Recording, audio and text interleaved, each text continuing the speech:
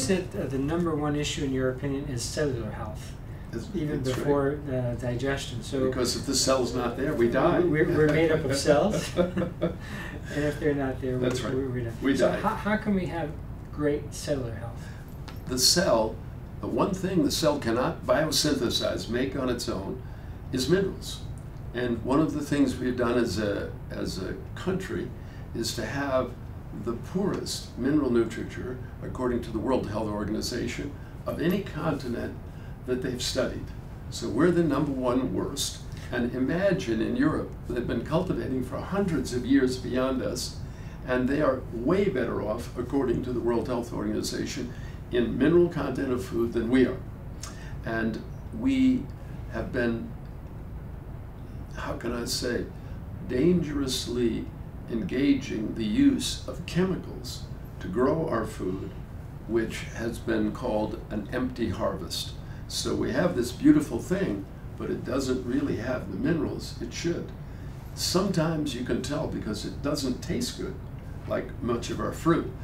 But this is where we are forced to use some kind of mineral supplementation, hopefully from a living source, like Sango marine coral, or from air-dried organic grasses. These are ways we can get it.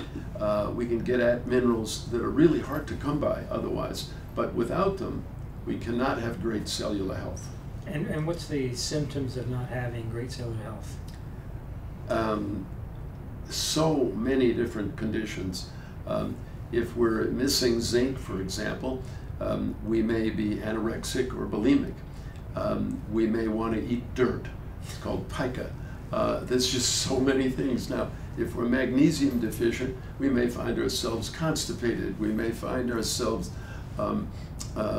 having difficulty holding adequate fluid, even though we would drink a good bit of fluid.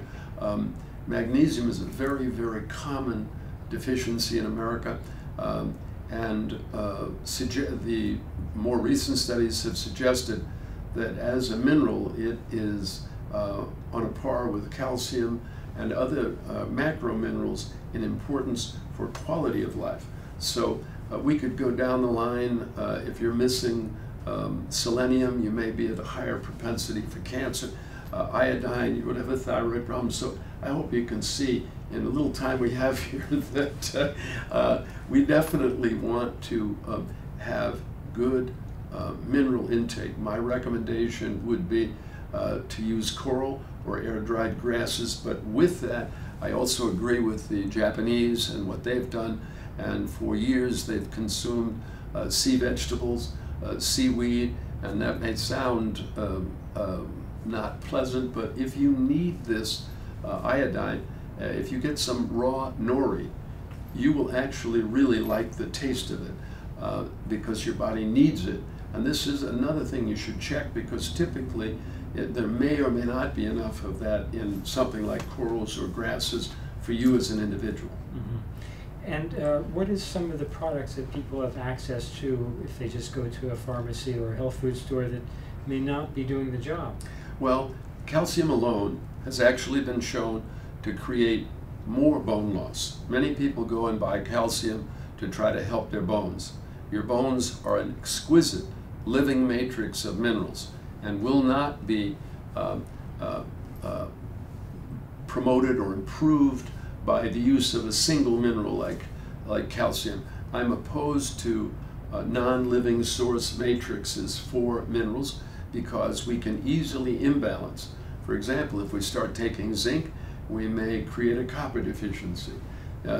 We have this structural integrity that the body wants to maintain that is already inherent in living foods that are not grown with synthetic fertilizers. See, and most of ours are grown with synthetic fertilizers, so you want to look for something like an air-dried grass, in particular oat grass or wheat grass or barley grass that has been grown organically so that it has this living matrix of minerals.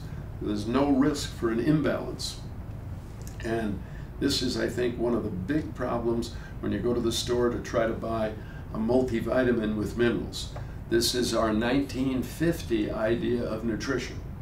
And it's way past the 21st century, and we now know that if you want long-term excellent nutrition for the cell, it needs to be a living matrix of minerals.